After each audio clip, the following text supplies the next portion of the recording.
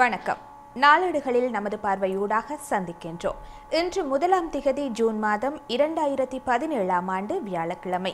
வழக்கம் போன்று இன்றைய தினமும் எமது கரங்களில் கிடைக்கப்பெற்றுள்ள பத்திரிகைகளின் முன்பக்க செய்திகளை பார்க்கவுள்ளோம். இன்றைய வீரகேசரி பத்திரிகையின் பிரதான செய்தி: போதுமான நிவாரணம் வழங்கப்படுவதில்லை, பாதிக்கப்பட்ட மக்கள் விசனம், சுகாதார நிலைமையில் சீர்கேடு என்றும் குற்றச்சாட்டு என்ற தலைப்பில் பிரசுரமாகி இருக்கின்றது. வெள்ளம் மற்றும் மண்சரிவு அனர்த்தங்களினால் பாதிக்கப்பட்டு முகாம்களில் தங்கியிருக்கும் எமக்கு உரிய முறையில் நிவாரணங்கள் கிடைக்கப்பெறுவதில்லை, விசேடமாக சிறுவர்கள் மற்றும் பெண்களுக்கான அத்தியாவசிய பொருட்கள் கிடைக்கப்பெறுவதில் பெரும் தட்டுப்பாடுகள் நிலவுகின்றன என்று பாதிக்கப்பட்ட மக்கள் தெரிவித்தனர் என்று அந்த செய்தி பிரசுரமாகி இருக்கின்றது. வெள்ளம் வடிந்தது, உயிரிழப்புகள் 203 என்ற தலைப்பிலான ஒரு செய்தியும் இன்றைய வீரகேசரி பத்திரிகையின் முன்பக்கத்தில் பிரசுரமாகி இருக்கின்றது. நாட்டில் கடந்த சில நாட்களாக பெய்த அடைமழை தற்போது ஓய்ந்துள்ள நிலையில் அதனால் ஏற்பட்ட வெள்ளம் மற்றும் மண் சரிவு காரணமாக உயிரிழந்தோரின் எண்ணிக்கை 203ஆக உயர்ந்துள்ளது. அத்துடன் இந்த அனர்த்தங்கள் காரணமாக 63 பேர் காயமடைந்துள்ளதாகவும் மேலும் 96 பேர் காணாமல் போயுள்ளதாகவும் அனர்த்த முகாமைத்துவ மத்திய நிலையம் தெரிவித்தது என்று அந்த செய்தி பிரசுரமாகி இருக்கின்றது. அதுபோன்று வெள்ள அனர்த்தத்தில் 44 மாணவர்கள் உயிரிழப்பு என்ற தலைப்பிலான ஒரு செய்தியும் இடம்பெற்றுள்ளது. வெள்ளம் மற்றும் மண் சரிவுகளால் 44 பாடசாலை மாணவர்கள் மரணித்துள்ளதுடன் 8 மாணவர்கள் காணாமலாக்கப்பட்டுள்ளனர் என கல்வி அமைச்சர் அகில விராஜ் காரியவசம் தெரிவித்தார் என்று அந்த செய்தி பிரசுரமாகி இருக்கின்றது. அதுபோன்று 4 ராஜாங்க 4 பிரதி அமைச்சர்கள் நியமனம், எரானுக்கு நிதி, ஹர்ஷவுக்கு பொருளாதாரம் என்ற தலைப்பிலான ஒரு செய்தியும் இன்றைய வீரகேசரி பத்திரிகையின் முன்பக்கத்தில் கட்டமிடப்பட்ட செய்தியாக பிரசுரமாகி இருக்கின்றது. தேசிய நல்லாட்சி அரசாங்கத்தின் அமைச்சரவை மறுசீரமைப்பின் மற்றொரு அங்கமாக நேற்றைய தினம் ராஜாங்க மற்றும் பிரதி அமைச்சு பதவிகளிலும் மாற்றம் செய்யப்பட்டன. இதன் பிரகாரம் 4 புதிய ராஜாங்க அமைச்சர்களும் 4 பிரதி அமைச்சர்களும் ஜனாதிபதி மைத்ரிபால சிறிசேன முன்னிலையில் பதவி பிரமாணம் செய்து கொண்டனர் என்று அந்த செய்தி 10ஆம் பக்கத்திற்கு விரிவாக செல்கின்றது. இவை தவிர இனவாத செயற்பாடுகள் தொடர்பில் ஆராயும் ஜனாதிபதி தலைமையிலான கூட்டத்தில் பல்வேறு விதமான கருத்துக்கள் முன்வைப்பு என்ற தலைப்பிலான ஒரு செய்தியும் பிரசுரமாகி இருக்கின்றது.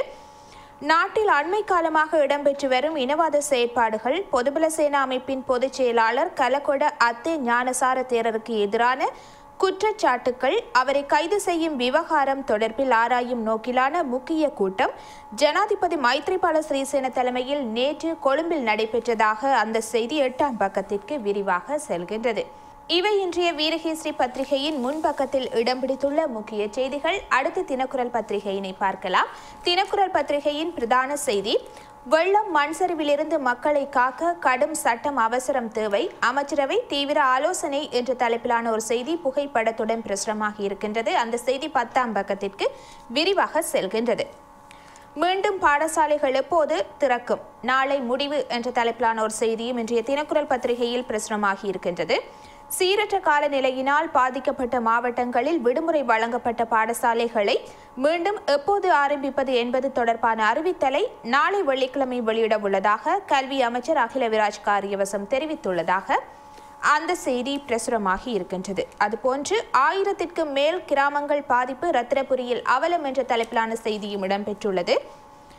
இயற்கை அனர்த்தம் காரணமாக பாதிக்கப்பட்ட ரத்தினபுரி மாவட்ட மக்களுக்கு நிவாரணங்கள் முறையாக கிடைக்கவில்லை என பொதுமக்கள் சுட்டிக்காட்டுகின்றனர் என்று அந்த செய்தி 10ஆம் பக்கத்திற்கு விரிவாக செல்கின்றது. பழைய சட்டம் ரத்தாகின்றது, புதிய சட்டம் வருகின்றது என்ற தலைப்பிலான ஒரு செய்தியும் இன்றைய தினக்குரல் பத்திரிகையின் முன்பக்கத்தில் பிரசுரமாகி இருக்கின்றது. 1924ஆம் ஆண்டின் 4ஆம் இலக்க வெள்ள பாதுகாப்பு கட்டளை சட்டத்தை ரத்து செய்து அதற்கு பதிலாக வெள்ள முகாமைத்துவம் பற்றிய புதிய சட்டமூலம் ஒன்றை கொண்டு வருவதற்கு அமைச்சரவை அங்கீகாரம் அளித்துள்ளதாக அந்த செய்தி பிரசுரமாகி இருக்கின்றது.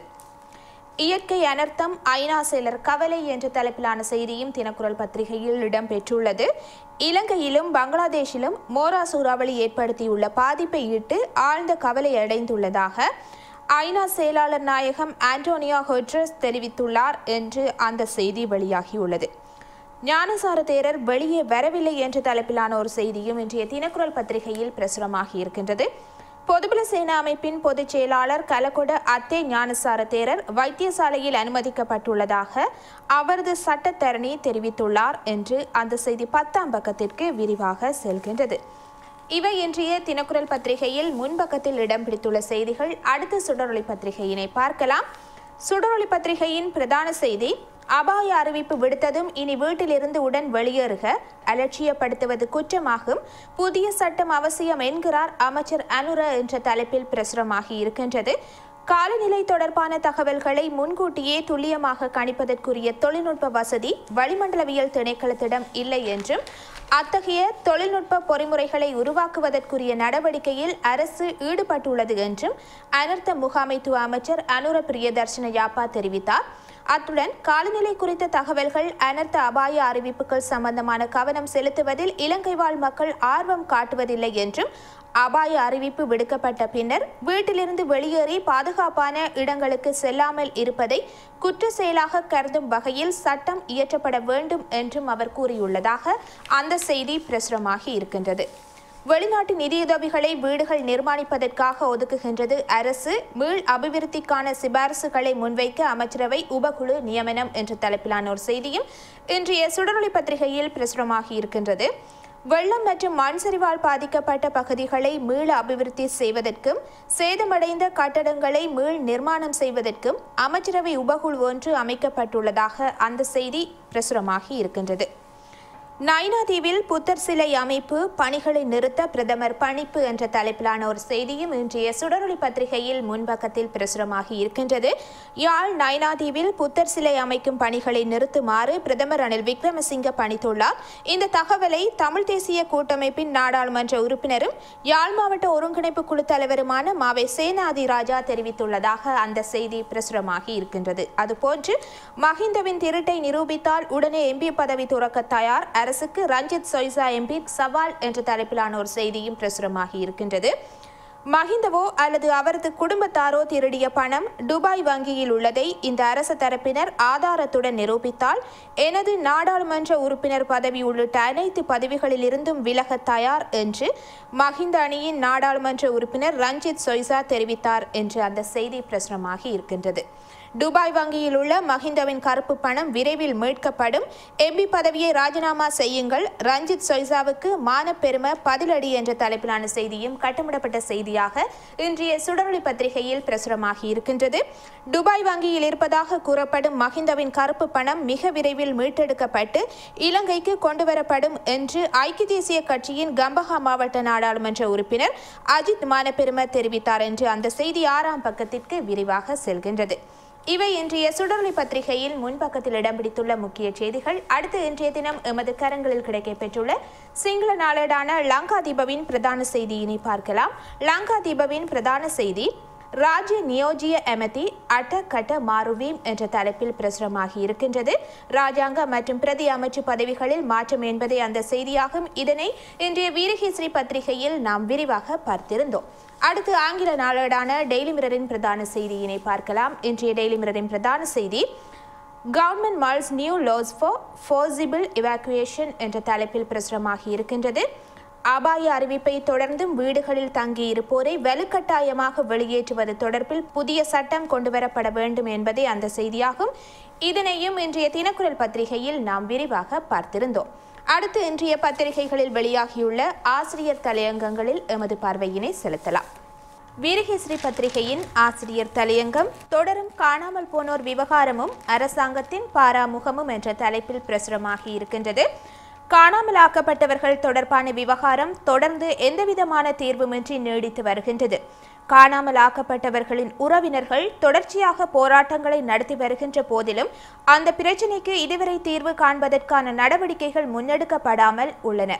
ஜனாதிபதி மைத்ரிபால சிறிசேன மற்றும் பிரதமர் ரணில் விக்ரமசிங்க தலைமையிலான அரசாங்கம் இந்த காணாமல் போனோர் விவகாரத்திற்கு விரைவாக தீர்வு காணும் என 2015ஆம் ஆண்டு எதிர்பார்க்கப்பட்டது. ஆனால் புதிய ஆட்சி உருவாக்கப்பட்டு 2.5 வருடங்கள் கடந்துவிட்ட நிலையில் காணாமல் போனோர் விவகாரம் தொடர்பில் இதுவரை எவ்விதமான நடவடிக்கையும் எடுக்கப்படாமல் உள்ளது என்று இன்றைய வீரகேசரி பத்திரிகையின் ஆசிரியர் தலையங்கம் பிரசுரமாகி இருக்கின்றது. அடுத்து தினக்குரல் பத்திரிகையின் ஆசிரியர் தலையங்கத்தினை பார்க்கலாம். தினக்குரல் பத்திரிகையின் ஆசிரியர் தலையங்கம், நல்லிணக்க முயற்சிகளுக்கு இதய சுத்தி முக்கியம் என்ற தலைப்பில் பிரசுரமாகி இருக்கின்றது. யாழ்ப்பாணத்தில் அண்மையில் ஆயிரக்கணக்கான ஞாயிறு அறநெறி பாடசாலைகளின் ஆசிரியர்கள் பங்கேற்ற தேசிய ஒருமைப்பாடு மற்றும் நல்லிணக்கம் தொடர்பான நிகழ்வு ஒன்று இடம்பெற்றிருக்கின்றது. இந்து, பௌத்த, கிறிஸ்தவ, இஸ்லாம் மதங்களை போதிக்கும் ஆசிரியர்கள் கலந்து கொண்ட இந்த நிகழ்வானது ஞாயிறு பாடசாலை கற்பித்தலில் தேசிய ஒருங்கிணைப்பு நல்லிணக்க கோட்பாடுகளை அறிமுகப்படுத்துவதையும் அதனை நிறுவனமயப்படுத்துவதையும் நோக்கமாக கொண்டதாகும். மோதலற்ற ஐக்கியமான நல்லிணக்கம் கொண்ட சமூகம் ஒன்றை உருவாக்குவதே இந்த நிகழ்ச்சி திட்டத்தின் இலக்கும் நோக்கமும் என தெரிவிக்கப்பட்டது. வெவ்வேறான சமய கோட்பாடுகள் தத்துவங்களுக்கு பரஸ்பரம் சகலருக்கும் மதிப்பளிப்பதையும் சுபிட்சத்திற்கு வழிவகுக்கும் சௌஜன்யமான சமூகத்தை தோற்றுவிக்கவும் இந்த நிகழ்ச்சி திட்டம் உதவும் என நிகழ்வில் பங்கேற்றவர்கள் பலரும் கருத்துக்களை வெளியிட்டிருந்தனர் என்று இன்றைய தினக்குரல் பத்திரிகையின் ஆசிரியர் தலையங்கம் பிரசுரமாகி இருக்கின்றது. அடுத்த சுடரொளி பத்திரிகையின் ஆசிரியர் தலையங்கத்தினை பார்க்கலாம். 100 நாளை தொட்டுவிட்ட போராட்டமும் அரசின் புதிய குழு அறிவிப்பும் என்ற தலைப்பில் பிரசுரமாகி இருக்கின்றது. காணாமல் போக செய்யப்பட்டவர்களின் உறவினர்கள் கிளிநொச்சியில் முன்னெடுத்த போராட்டம் நேற்றுடன் 100 நாட்களை நிறைவு செய்துள்ளது. இலங்கையில் நீதி கோரி முன்னெடுக்கப்பட்ட மிக நீண்ட போராட்டமாக அது பதிவாகியுள்ளது. தமிழர்களின் நீதிக்கான உறுதிப்பாட்டை மீண்டும் ஒரு முறை உலக நாடுகளுக்கு நிரூபித்து காட்டியுள்ள போராட்டம் இதுவென குறிப்பிடலாம் என்று இன்றைய சுடரொளி பத்திரிகையின் ஆசிரியர் தலையங்கம் பிரசுரமாகி இருக்கின்றது. அடுத்து இன்றைய பத்திரிகைகளில் வெளியாகியுள்ள மலையக செய்திகள் பக்கத்தில் எமது பார்வையினை செலுத்தலாம். நிவாரணங்கள் வழங்குவதில் பாரபட்சம், பாதிக்கப்பட்ட மக்கள் விசனம் என்ற தலைப்பிலான ஒரு செய்தி இன்றைய வீரகேசரி பத்திரிகையின் மலையக செய்திகள் பக்கத்தில் பிரசுரமாகி இருக்கின்றது. அடுத்து இன்றைய பத்திரிகைகளில் வெளியாகியுள்ள சர்வதேச மற்றும் இந்திய செய்திகள் பக்கத்தில் எமது பார்வையினை செலுத்தலாம். இன்றைய தினக்குரல் பத்திரிகையின் உலக செய்திகள் பக்கத்தில் பாரிஸ் காலநிலை உடன்படிக்கையிலிருந்து வெளியேறுவது அமெரிக்காவின் பாதுகாப்புக்கு அச்சுறுத்தல், ஐநா செயலாளர் நாயகம் எச்சரிக்கை என்ற தலைப்பிலான ஒரு செய்தி பிரசுரமாகி இருக்கின்றது. அதுபோன்று மோரா சூறாவளியால் பங்களாதேஷில் பாரிய அனர்த்தம் என்ற தலைப்பிலான செய்தியும் பிரசுரமாகி இருக்கின்றது. காபூல் குண்டுவெடிப்பில் 80 பேர் பலி என்ற தலைப்பிலான ஒரு செய்தியும் இன்றைய தினக்குரல் பத்திரிகையின் உலக செய்திகள் பக்கத்தில் பிரசுரமாகி இருக்கின்றது. ஆப்கானிஸ்தான் தலைநகர் காபூலில் ராஜதந்திர தூதரகங்கள் அமைந்திருக்கும் இடத்தில் இடம்பெற்ற குண்டுவெடிப்பில் 80 பேர் மரணமடைந்தும் நூற்றுக்கணக்கானோர் காயமடைந்தும் இருப்பதாக போலீசார் தெரிவித்துள்ளனர் என்று அந்த செய்தி பிரசுரமாகி இருக்கின்றது. அடுத்து வீரகேசரியின் இந்திய செய்திகள் பக்கத்தில் மீண்டும் ஒரு வழக்கில் கைது என்ற தலைப்பிலான ஒரு செய்தி பிரசுரமாகி இருக்கின்றது. குண்டர் சட்டத்தில் கைது செய்யப்பட்டு புழல் சிறையில் அடைக்கப்பட்டுள்ள மே 17 இயக்கத்தின் ஒருங்கிணைப்பாளர் திருமுருகன் காந்தி உள்ளிட்ட 4 பேரும் மேலும் ஒரு வழக்கில் கைது செய்யப்பட்டுள்ளனர் என்று அந்த செய்தி பிரசுரமாகி இருக்கின்றது. அதுபோன்று தீக்கிரையானது சென்னை சில்க்ஸ், அபாய பகுதியானது தியாகராஜர் நகர் என்ற தலைப்பிலான ஒரு செய்தி புகைப்படத்துடன் பிரசுரமாகி இருக்கின்றது. சென்னை தியாகராஜர் நகரில் உள்ள சென்னை சில்க்ஸ் கட்டடத்தில் ஏற்பட்ட தீ விபத்தால் குறித்த பகுதி அபாய பகுதியாக அறிவிக்கப்பட்டுள்ளதாக அந்த செய்தி பிரசுரமாகி இருக்கின்றது. அதுபோன்று தமிழர்களுக்கு வீரமும் விவேகமும் துருப்பிடித்து போய்விட்டது என்ற தலைப்பிலான ஒரு செய்தியும் பிரசுரமாகி இருக்கின்றது. மெரினாவில் தடையை மீறி முள்ளிவாய்க்கால் நினைவேந்தல் நிகழ்வினை நடத்தியதால் மே 17 இயக்கத்தின் தலைவர் திருமுருகன் காந்தி கைது செய்யப்பட்டு சிறையில் அடைக்கப்பட்டுள்ளார். இதற்கு கண்டனம் தெரிவித்து திரைப்பட இயக்குநர்கள் பாரதி ராஜா, அமீர், ராம், வெற்றிமாறன், பாலாஜி சக்திவேல் உள்ளிட்டோர் நேற்று முன்தினம் சென்னையில் பத்திரிகையாளர் மன்றத்தில் செய்தியாளர்களை சந்தித்தனர். இதன்போது தமிழர்களுக்கு வீரமும் விவேகமும் துருப்பிடித்து போய்விட்டது. தமிழ்நாட்டில் 2 தலையாட்டி பொம்மைகள் இருக்கின்றன. மடியில் கனம் இருப்பதால் பயப்படுகின்றனர். தமிழர்களுக்கு அந்த பயம் இல்லை என்று அவர்கள் தெரிவித்துள்ளதாக அந்த செய்தி பிரசுரமாகி இருக்கின்றது. அடுத்து யாழ் பிராந்திய பத்திரிகைகளான உதயன், வலம்புரி மற்றும் காலை கதிர் பத்திரிகைகளின் பிரதான செய்திகளை பார்க்கலாம்.